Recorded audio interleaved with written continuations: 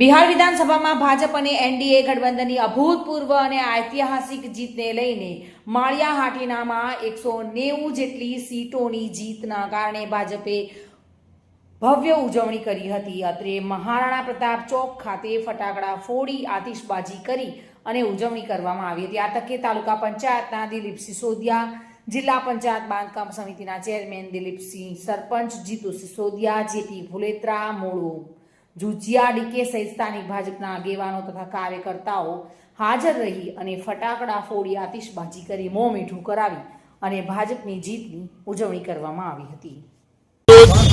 બિહાર ધારાસભાના ઇલેક્શનનો ચૂંટણી રિઝલ્ટ આવ્યું છે, એમાં લોકોએ એટલું બધું જનસમર્થન આપ્યો। મોદીજી અને નીતિશ કુમારની જે સુશાસનની સરકાર હતી એ સરકારને 2/3 બહુમતી 2205 સીટ, જે 2005થી નીતિશ કુમારના વડપણ નીચે ભાજપ અને એની એનડીએની સરકાર છે, એને ફરી વખત ખૂબ જ બહુમતીથી વિજયી બનાવી અને આવનારા દિવસોમાં જે બિહારનો જે સૂર છે એમાં આખું ભારત એ રીતે ભગવામય બની જશે, એનડીએમય બની જશે એવું આ પરિણામો સાબિત કરે છે।